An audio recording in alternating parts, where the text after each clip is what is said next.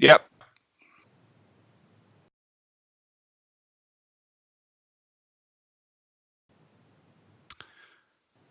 Good evening, everybody, and welcome to the Cop Table podcast, where tonight we are previewing the Manchester United versus Liverpool game this coming Sunday at Old Trafford.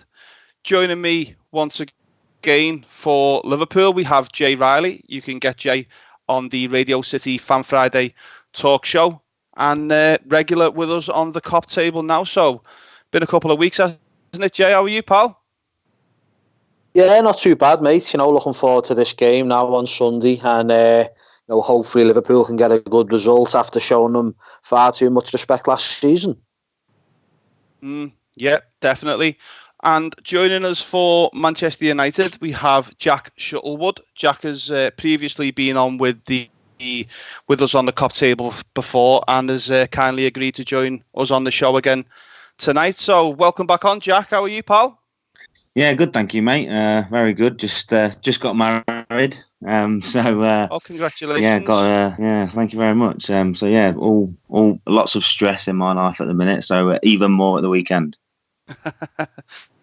Yeah, we shall be discussing that during the show. But we're going to start off with yourself, Jack, and we're going to talk a little bit about Manchester United's start to the season. Obviously, 12th place in the league, aren't they? Not too far above the relegation zone, which is not a familiar place, to be honest, is it, for Manchester United? So, how has the start of the season been, in your opinion? Has it been as bad as what people are saying?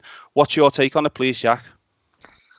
Well, I think if you look at the start of the season, you kind of see against Chelsea quite impressive. We took our chances. It wasn't the glossy performance that probably everyone wanted, but it kind of left me feeling hopeful, I guess you could say. Since that game, I've not really seen anything from them that's made me think anything different from any other seasons that with previous managers or anything like that. So I usually judge a team. I think I've said it before. Usually judge a team after around 10 games, and I don't even think I needed 10 games for United this year. I think it was after the third game. I think it was against Palace. I think we lost 2-1. Wolves the week before we drew. I think Wolves deserved the points. It's not been good, like you say. 9 points. It's worrying.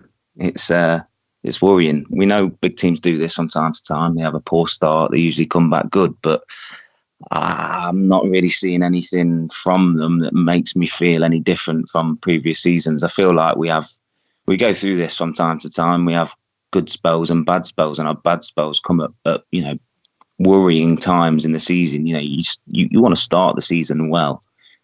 You can have points in the season where you probably dip in form, but you want to start the season well, and I feel that we haven't started the season well at all. It's just been kind of like I just said, it's an uncertain form, and you can't have that. You look at Liverpool; they've got certain form at the minute. Going into a game, they're gonna perform. Whereas United, I don't feel that. I don't get that from them. So there's a lack of identity on the pitch as well. It's not good. It's from my perspective, it's not been a great start to the season. Look, I'm not saying it's unsalvageable. I'm not saying we're not gonna get ourselves back up there. Of course we can. We've got the quality in the team to do that. Whether we can start to turn things around quickly or not is the question that we should be asking. It's not whether we can do it. We know we can do it. We just need to start doing it quicker than potentially what's happening or what we're seeing at the minute. Yeah, a bit of difficult start to the season, and we'll see how things pan out this Sunday, won't we, Jack? Okay then, Jay, just before we look forward to the United game, we're going to take a little look back at our game against Leicester, which was our last fixture before the international break. Late winner, obviously, from James Milner, but I thought Liverpool pretty much dominated the game and deserved 3 points for me. So what was your take on it, please, Jay?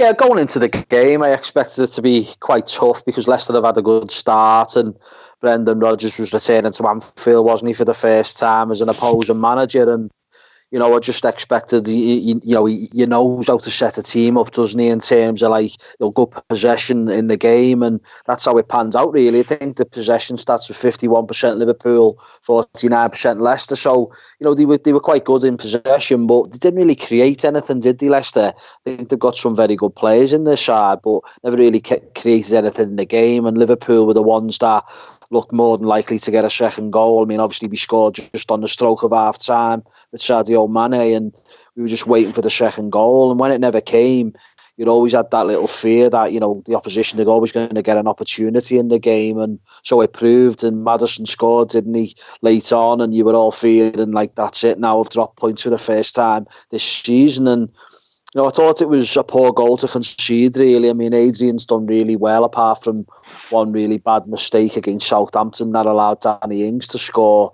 But I did think he should have done better with the goal. It went right through him, really, for me. It wasn't a great strike by Maddison, but went through Adrian and was 1-1. And, you were fearing that was it. Then we dropped points. But, this Liverpool team, they've got massive resilience, really. And, the belief is always there that Liverpool can win any game of football, and Liverpool were pushing and pushing, and then all of a sudden, I don't know what Albrighton was thinking, to be honest, because it looked like Origi had lost the ball, and all of a sudden, Albrighton's in possession, and then he just loses the plot. Really, it was great tracking down by Sadio Mane, and he won the penalty, didn't he? Really, and it was all the uproar saying he dived. Well, the facts are, if someone kicks you in the box, you stand and leg, then, it's a foul, isn't it? It's a penalty. Yeah, of course, Sadio Mane made a little bit of a meal of it, but, he was hindered, in his progress. So he would have been laying that ball off into the path of Adam Lallana, and he would have had basically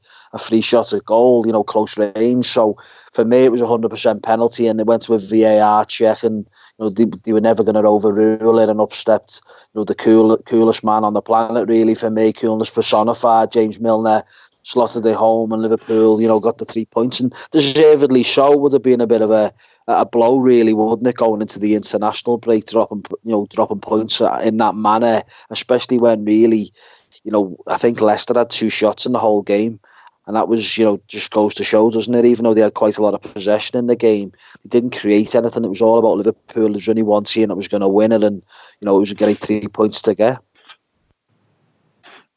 Yeah, it was. It was great to get them 3 points and keep that lead at the top of the table, wasn't it? So, yeah, going back over to you then, Jack. We're going to talk a little bit about your manager, Ole Solskjaer. There's been a few critics labelled at him, hasn't there, from one or two angles, and people are saying he's not the right man for the job and he's out of his depth, things like that. So, in your opinion, is Ole Solskjaer the man to take United forward, or do you see a need for him to be replaced sometime in the near future, or do you see someone like a sporting director coming in to sort of help him along the way? What's your take on the managerial position at United, please, Jack? Well, I think everyone knows that the current structure at Manchester United is not helping performances on the pitch. I think everyone is quite clear on that. I believe a sporting director may help the situation. I just think a planning would help more. Foresight would help more. But we'll obviously get to that a little bit later. But I think in pre-season we heard a lot about Solskjaer having, a level of fitness now in the team.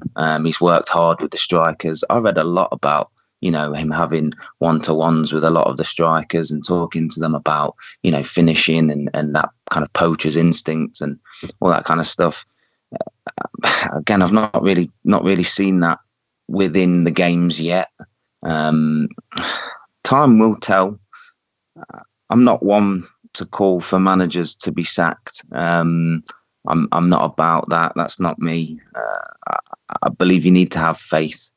And a belief that the people that have put him there know that he's the man to do the job. So you kind of got to back him for that reason. I think, anyway, that's my point of view. His experience, however, previous to this job is another thing, and it's another question altogether. Whether you ask me whether his experience shows whether he can turn things around for United or not, I don't know whether he can.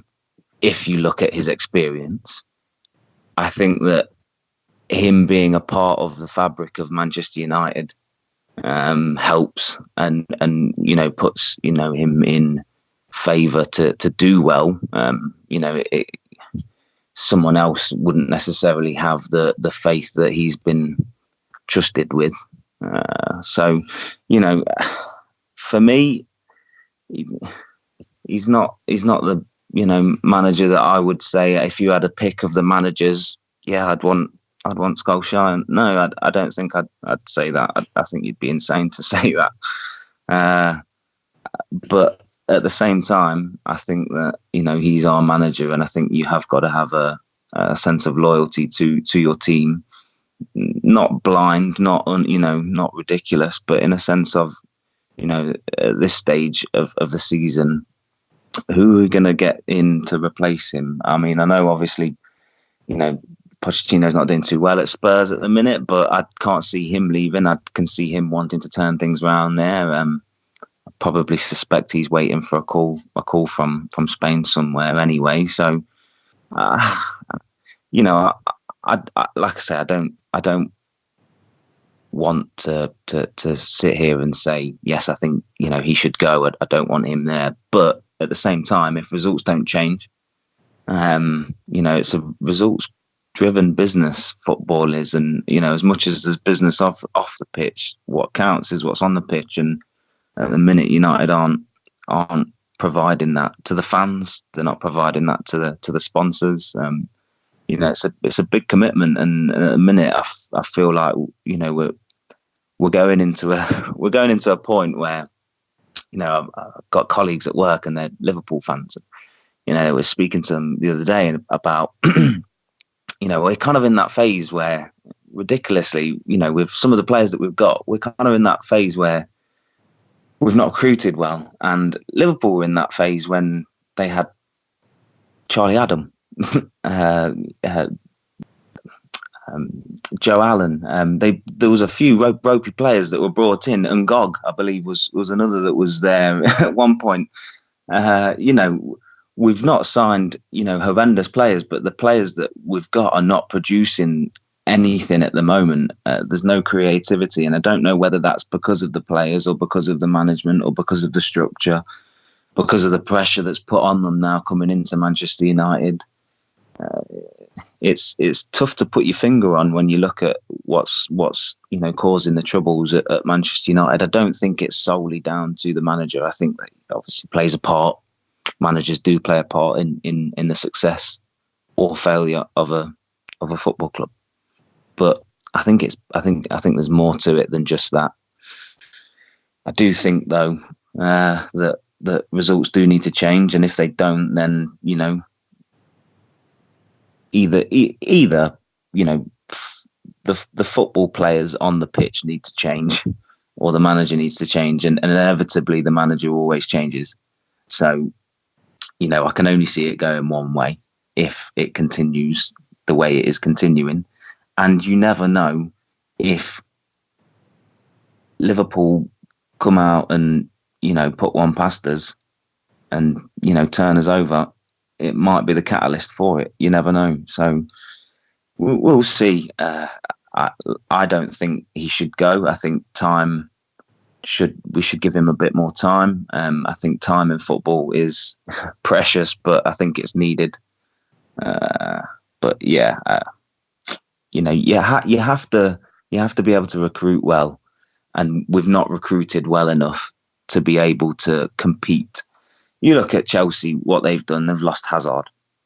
We've had a lot of injuries, but what we've not done is we've not replaced people that we've either sent on loan. Lukaku sent on loan. Sanchez sent on loan. Yeah. We've not Smalling as well. I mean, to be fair, the defence situation is not a problem for me. I think if you look at the season compared to last season alone, we've conceded a lot less goals. So it's, I think the signing of Wan-Bissaka and Maguire were good signings. Whether you ask me whether they were worth that kind of money, no, but you always pay a price on English football players. I think everyone understands that there's always going to be a price tag on them.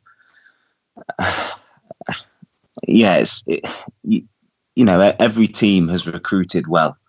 Liverpool have recruited excellently. City have recruited just the same, you could say. Whether their players are now performing after such a long time, performing so well. Yeah, every team kind of goes through that phase where they have, maybe 2-3 years, absolutely smashing it, and then go through a lull.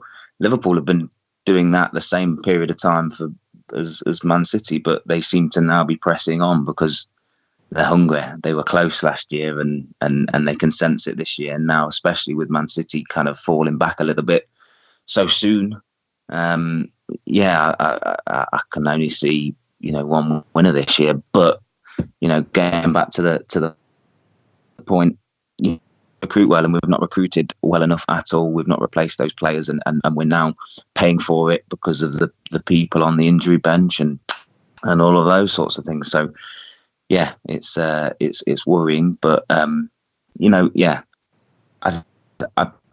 believe he should have more time. Whether we'll get it or not, time will tell. Yeah, cheers, Jack. Very honest analysis of the situation that's going on at Manchester United at the moment, and just to go back to that what you were saying, a few comments into the chat room, the Day Trippers guys have said very honest opinion, and the confusion over what's a fault basically from yourself seems to say a lot. North Red, he's not so. He's not so kind towards you, still. I say, Jackie, he's saying you sound like a nice guy, and but to be honest, your support was unbearable at times during the previous years, and because of that, he doesn't have much sympathy. And long may your misfortune continue, says North Red. So yeah, that's just a few of the little comments in the chat room. But yeah, very honest analysis there, Jack. So thanks very much. Okay, then.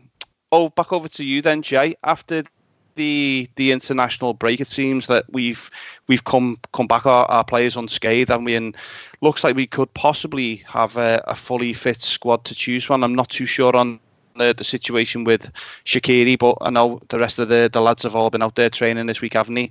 So just I know you're not too keen on doing the starting 11s, but with the players coming back, I'd just like to ask you about the couple of the positions. First one is Alisson coming back in. Adrian, ever since you say that mistake from Southampton, he hasn't really put a foot wrong. He's come into the side. He's looked comfortable, hasn't he? He's made 1 or 2 good saves. Distribution's been good, and the crowd have really took to him, haven't he? So with Alisson coming back from this injury, it looks like he's had a full week's training behind him. Is it enough for him to come back in against Manchester United, or do you see Adrian keeping his place? What's your take on this one, Jay? I think it's very difficult, isn't it, really, to assess this one, because he's literally had 4 days training and he's been out for quite a long time, really. And Adrian's done really well, and he probably would feel hard done by if he was to lose his place to Alisson.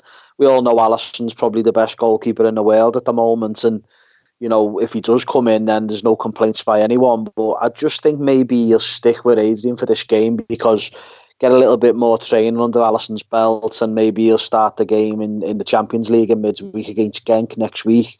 I don't know. There's 2 ways of looking at it, isn't he? Because Alisson is fantastic, and he organises the back line, and the defence seems a lot more assured, doesn't it? I mean, if you look at Adrian, we haven't conceded many goals, but we still haven't kept that many clean sheets, have we, really? We always tend to concede 1, and maybe they'll look at that and think if Alisson returns, it'll shore us up a little bit more. But Manchester United haven't really tended to score many goals this season. I don't think they've scored more than one goal in about the last 15, 16 games or something, which is quite remarkable, really, for a club as the stature of Manchester United. But, it's just strange, really. They've lacked a lot of goals, haven't they? It's only like the Chelsea game they won 4-0, didn't they, at the start of the season? And it seemed to be a little bit of a false dawn, really. I mean, if you watch that game, I thought Chelsea acquitted themselves really well. It was never a 4-0 game. Everton United, it seemed to go in, and Everton Chelsea, it seemed to hit the bar at the post, get cleared off the line. It was a freak game, really. But other than that, United just don't tend to score many goals in games, and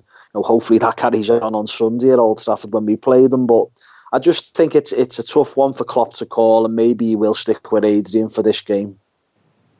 Yeah, and also you've seen the return of Joel Matip to full training this week, haven't you? Lovren came in against Leicester. You've also got the midfield positions that we talk about week in, week out, haven't you? So just give us your thoughts. Do you think Joel Matip will come in, and who do you see Klopp choosing as his midfield three for this fixture at Old Trafford, please, Jay? Yeah, with Matip, it's a little bit different to Alisson, because Alisson's been out for effectively 2 months, hasn't he? Whereas with Matip, he's only really missed 2 games, and the partnership that he's got with Van Dijk since basically December last year has been fantastic, really. It was instrumental in Liverpool going on to win the Champions League last season, and that's been the best pair, and there's no doubt about that. I mean, at the start of the season, Joe Gomez had a couple of little games for us, and he did play in Europe as well, didn't he? But he hasn't really covered himself in glory. I think he's still struggling a little bit, really, from the injury that he had. He's struggling to get back to match fitness, and people might say, well, the only way he's going to do that is by playing games. But I just think Matip's ahead of him in the pecking order at this moment in time. I was very surprised that Lovren started against Leicester, to tell you the truth. But to be fair to the lad, even though he's fourth choice now, you'd think, I thought he performed really well. He done nothing wrong, on the day against Leicester, and maybe he'd feel a little bit hard done by. But I just think Matip, him and Van Dijk together have been fantastic, haven't they? So I think Joel Matip will start the game. As regards the midfield, I mean, I've had a couple of discussions this week about it, and people are saying Klopp tends to like, fresher players, especially after an international break, and that is true. I mean, you look at the fact that Adam Lallana, Alex Oxlade-Chamberlain and James Milner have all been at Melwood, haven't they? Whilst all the international boys have been away, the likes of Gini Wijnaldum and Jordan Henderson. I think there's no doubt about it that Fabinho will start the game, because he's an absolute monster in the middle of the park. He's our best midfield player. He just knits everything together. Superb player. Someone's just said Keita as well there, Jay. He's been at Melwood training. Yeah, the only thing with Keita I would say is, I mean, again, how fit is he? Because he's coming back from an injury. He's not really featured much this season, has he? So he's another one, really, that, I mean, would you trust him in a game at Old Trafford, a big open pitch, where I'm not so sure Klopp will start him in this game, a game of this magnitude, to be honest, after not playing much football all season. I think it's probably going to be Wijnaldum and Henderson myself. I mean, people were saying about the fact that they played 180 minutes of football internationally for Holland and England. That's true, but the last time they played was on Monday. So, obviously it's a 6-day gap, 6-day rest, if you like, before the next game on Sunday against Manchester United. So if it was a 3 or 4 day gap, then I'd probably agree. But because, obviously 6 days, virtually a week, isn't it? So I think they should be fine to start the game on Sunday. And to me, this season, in majority of games, he's tended to go with the trio of Fabinho, Henderson and Wijnaldum. And I think that'll be the case on Sunday, to be honest with you.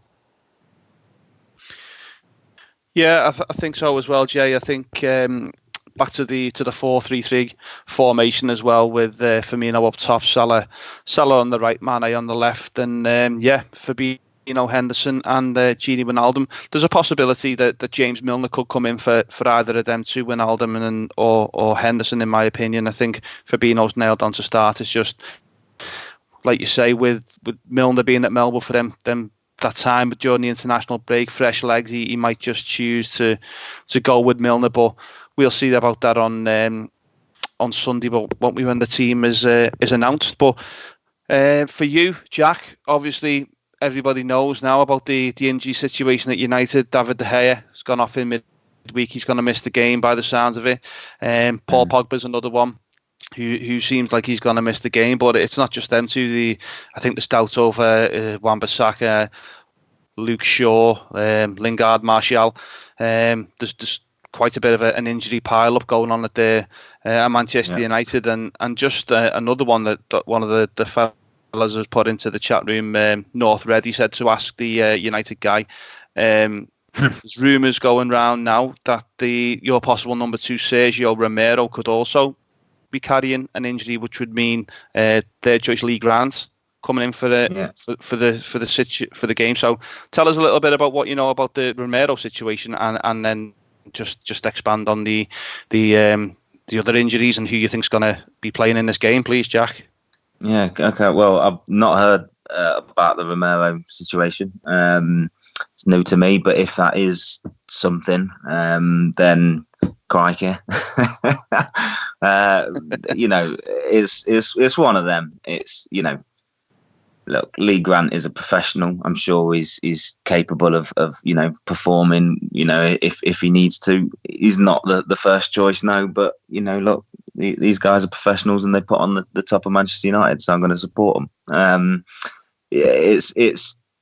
It's not ideal, like you say, with the pile up of injuries. You've either got to be able to pull someone from the bench to replace them. You've either got to be able to get someone from the youth team, from the youth system somewhere, if they're good enough to come on. And United have that. Liverpool have that. Chelsea have that. Man City to an extent have that, but no one's getting into that team at the minute. Same with Liverpool to an extent. However, they do seem to rotate a little bit more and have more youth system products in their team.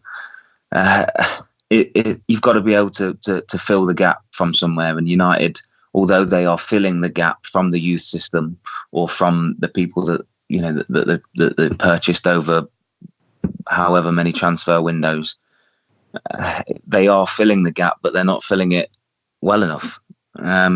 You've got to be able to do the job, and the players that are coming on are not gelling, are not fitting. They're not cohesive. You look at. I go back to Liverpool so much because, just going back to one of the comments, the lad that was not so nice to me. Look, I see football for what it is. I'm not a blind Manchester United fan. I think I might have mentioned that on the first time I came onto the show. Yeah. I see football for what it is. If it's not right for what it is, then it's not right. And if it's my team, then it's not right. I'm going to call it for how I see it. Equally, on the other side, I don't blindly hate Liverpool. We have a rivalry with Liverpool, and obviously when match day comes around, it's a banter rivalry. I don't see it as a hate. I don't see it as a hate, because hating football, as you've hashtagged no knives or no more knives, is it, or something like that. Campaign we support. Yeah. That needs to stay out of football. All of that needs to stay out of football. You can have a joking rivalry, and I'm sure that guy was, obviously tongue in cheek, having a laugh, and I see that as well. It's one of these things. It's one of these things that you've got to accept. And if your team isn't performing, or if your team has these injuries, and you can see it in the game, forthcoming this weekend. I've seen the injury pile up list, and I've seen that Solskjaer said that I think Wan-Bissaka, and I think, I'm not too sure, Wan-Bissaka and Martial. I don't think Luke Shaw might be a possibility to start, but I think he said Martial and Wan-Bissaka are likely to get 30 minutes. Well, in my opinion, if you're asking a player to do 30 minutes of football, surely they're fit. Surely they can do 45 minutes of football. You put them on from the start. You have a stronger team. You don't maybe incite a bit of fear into the Liverpool squad, because right now they're flying, but you maybe, the Liverpool squad maybe go, hold on, we've got Martial now to look at. Sorry, let me start that again. I don't remember a season that he's not been injured in or had an injury through, but whenever he has had an injury and he's came back, he's always injected a bit of life into Manchester United. Now, whether that's because he actually attacks, the defence and tries to, get by them with the ball, I don't know. Whenever I look at Manchester United at the minute, I see our back to the goal all the time. it goes into the forward. Whoever's in the forward position at the moment, it's Rashford.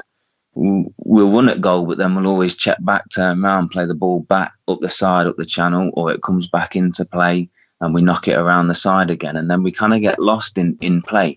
We have initial moments where we're not very good, but we get forward and we look, healthy in the attack, but then it just breaks down. We always seem to break down, whether we lose the ball, whether we, give it up. There's no strength on the ball. Sometimes it's tough. And going back to the injuries, you've got to be able to put people in that can do the job. And with the lack of Martial, Wan-Bissaka, the players that have been put in, although trying the best, I look at likes of Mason Greenwood, Talith Chong, those sorts of lads. Like, you can't expect lads like that to come on and absolutely, smash it and turn the fortunes around at Manchester United. That's why you pay the big bucks for the lads that come in to do that.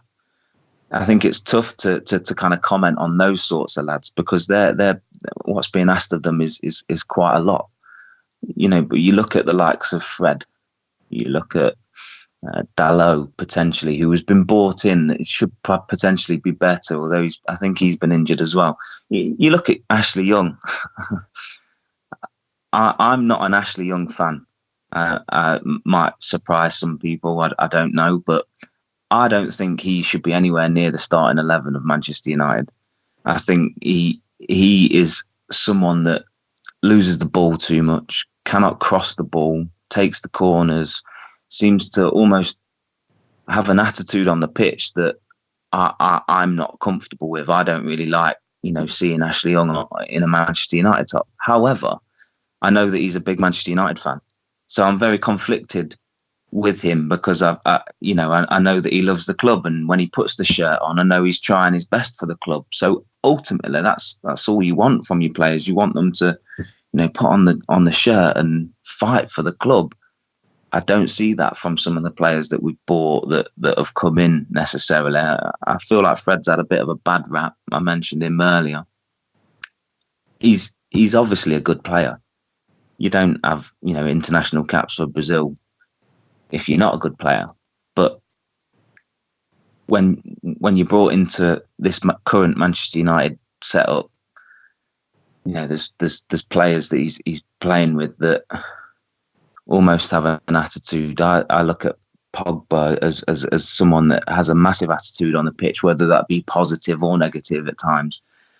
It's tough, when those types of players, aren't performing or are injured, who's coming in to do the job? And, it's at the minute, no one is really, stepping up and saying, I can fill this void. So you look at further transfer markets and you go, or transfer window, should I say, and you say, right, we need to recruit, but there's got to be a point where players that we've got start performing, and whether it is time, you need time for those young players to come through and develop, and then they'll start to perform. United haven't got that time, unfortunately. I feel like they need to start performing now. Players need to start performing now, because you can't be 12th after 8 games with 9 points. That's not good enough for Manchester United. That wouldn't be good enough for most teams, and looking to finish 8th and above. I don't think personally that's not the kind of form you need going into wanting to compete for the Champions League spots, to wanting to compete for, it's ridiculous. I say wanting to compete for the Champions League spots. You want to compete for the Premier League. That's your bread and butter. You want to make sure that that's sealed up, done with. And for so long, United have done that, and they've done that with injuries. Previous managers. They've done that. But currently, in the last 3 to 4 years, I've not really seen them be able to cope with injuries all that well, and it's worrying, I guess you could say. Okay, cheers, Jack. Yeah, thanks for your input on the situation there. So yeah, back over to yourself then, Jay. Looking forward to this game against Manchester United coming up on Sunday. Give us your thoughts on how you see how the Reds doing in this game with a score prediction and your reasons for them, please, Jay. Well, look, make no mistake, this for me is still the biggest game because, the rivalry between Liverpool and Manchester United, in my opinion, is second to none. The two biggest clubs in England by far and most successful teams as well. Yeah, I know in more modern times, like they've had the influx of money from Chelsea and now we've got it from Man City as well. And at this moment in time, Liverpool and Man City are the two teams that you're going for the title they were last season and they are this season as well. But Liverpool Man United is still a massive rivalry and it's the biggest for me. And Liverpool haven't got a great record at Old Trafford. I mean, I think we've won there twice in the last 14, 15 years or something, or maybe 3 times in 15 years.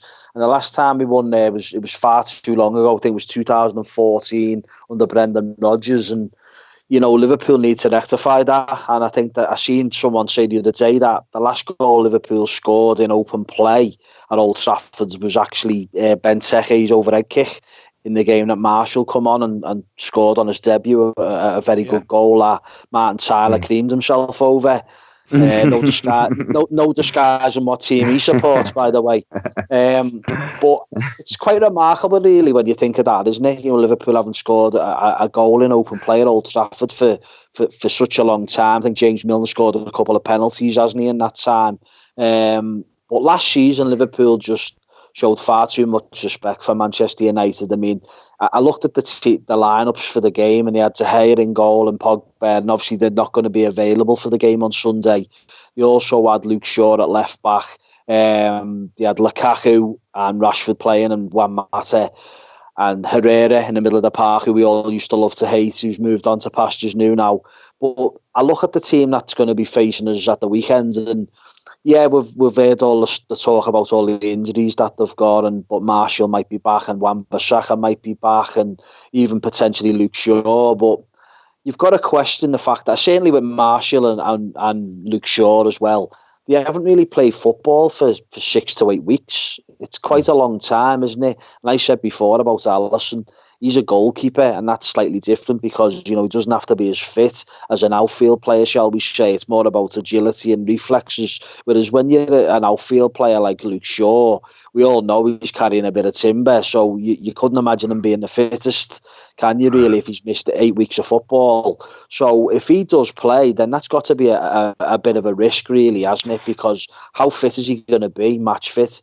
And then you also look at Marshall, who is a very dangerous player. He's a good player. And I think his games to goal ratio is quite good for Manchester United, to tell you the truth. But he's quite injury prone, isn't he? But he's another one where he hasn't really played much this season. So that's another risk, really, if they're going to push him, shoehorn him into the team when he's only going to be 70% fit or something, isn't he? So I just think United have got a lot of problems going into this game. And with De Gea being out injured, he always tends to have a worldie against Liverpool and pulls off some remarkable saves. And with him being out, that's a massive blow to United, really.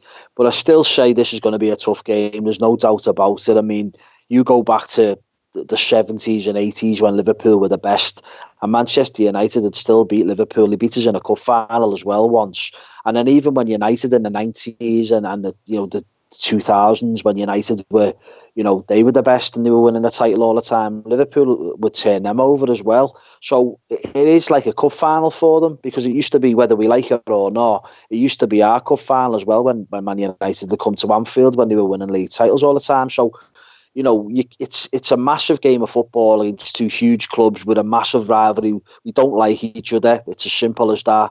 And I just think they'll be up for this game. And anyone thinking Liverpool is going to be a cakewalk for Liverpool, walk in the park, whatever you want to call it, I just don't. I'm a little bit more cautious than that, because if you look back to last season, Liverpool showed them far too much respect. Liverpool went there and it was probably one of our worst performances of the season, certainly in the Premier League. I mean, I think we had 7 shots and only 1 shot on target. Yeah, we bossed the possession. I think we had 65% or whatever it was.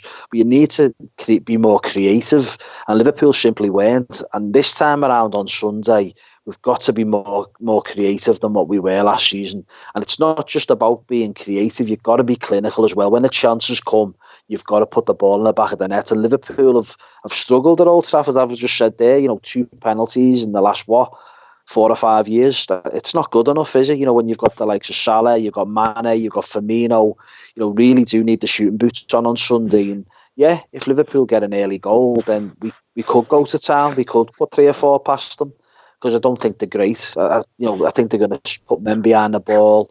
It is on the counter-attack with the pace of James and Rashford. But let's be honest, this is not a very good Manchester United team. And Liverpool, I think last season, Klopp made a few mistakes tactically. He decided to go a little bit more defensive-minded, shall we say, put Milner at right back instead of Trent Alexander-Arnold. I think he was a little bit fearful after the season before, when Rashford basically tore him apart, didn't he, and scored 2 goals.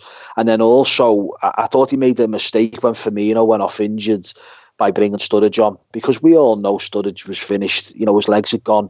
He was only worth putting on for 15 minutes, 20 minutes in a game.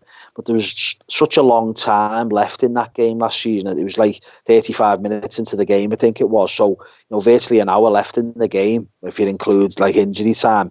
And to expect Daniel Sturridge to perform to that level, it was asking a lot for me, and it basically put Liverpool down to 10.5 men, because we all know he can't run, nothing sticks with him. Yeah, he can shoot, he's decent in front of goal, but his all-round game was poor. He's finished, he's gone, do you know what I mean? So I think Klopp made a few tactical errors last season at Old Trafford, and he'll be out to rectify it this time on Sunday. So I just think Liverpool will have too much for Manchester United on Sunday. I don't think it'll be easy. I think it'll still be quite a tight game. But I just think Liverpool will have too much. We'll create a little bit more than last season. Lessons will be learned from the Old Trafford performance last season. And I can see Liverpool being the winners. Maybe I'll go for 2-0. I can't see United scoring, so I'll go for a 2-0 Liverpool win. 2-0 victory for you, Jay. Yeah, and just a quick one from you, Jack. We have got the LFC Day Trippers live show coming up at 10, so we just need to wrap our one up quickly. So if you could give us a quick score prediction and your reason for that, please. Yeah, I had a 2-0 prediction as well to Liverpool. I agree, it's going to be a tight game, but I think obviously with our starting 11, potentially Romero in goal, or Grant, it could be a bit of a long day for us.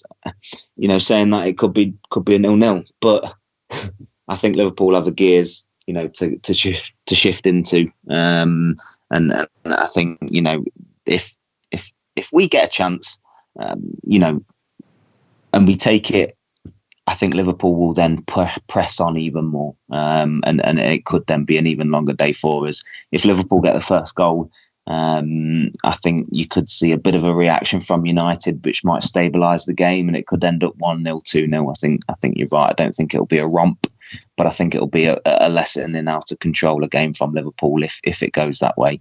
And United, clearly need a few lessons in that at the minute, and I feel like it'll be a good thing if they do that to United. I feel like it might galvanise them a little bit. So 2-0 I had down as well for Liverpool. 2-1 for you as well, yeah. And I'll just give my quick prediction before we head off and do our thanks at the end. Yeah, I'm going to go with a 3-1 victory for Liverpool in this game. I think United will score. Being the home team, they're going to have to come out at some point and try and put Liverpool under a little bit of pressure.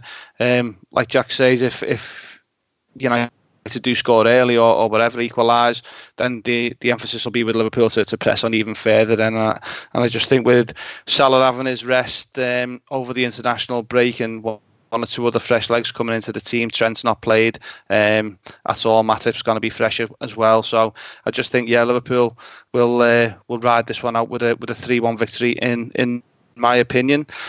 So just before we go, say a big thanks to the LFC Day Trippers for putting out our live podcast. Big thanks to the @Liverpool online Facebook, Twitter, Instagram pages that put all our podcasts out on the platform, should I say. And also, don't forget to keep up with the No More Knives campaign run by Paul Bentley, Lee Butler, the guys at Radio City, and lots of things going on with them, and got some boxing events coming up and just lots going on with him. Just type on into Twitter #NoMoreKnives. Keep up to date with everything that's going on there, and get behind the campaign as much as you can. So that's the Cop Table preview for the Manchester United versus Liverpool game all done. Thanks very much to you, Jack, and thanks very much, Jay, for joining me tonight. Thank you. All the best, boys. Enjoy the game. Thanks very much. So, that's the Cop Table podcast preview all done, and we will be back with our Premier League fixture preview podcast next week. Thanks very much, everybody, for listening, and goodbye.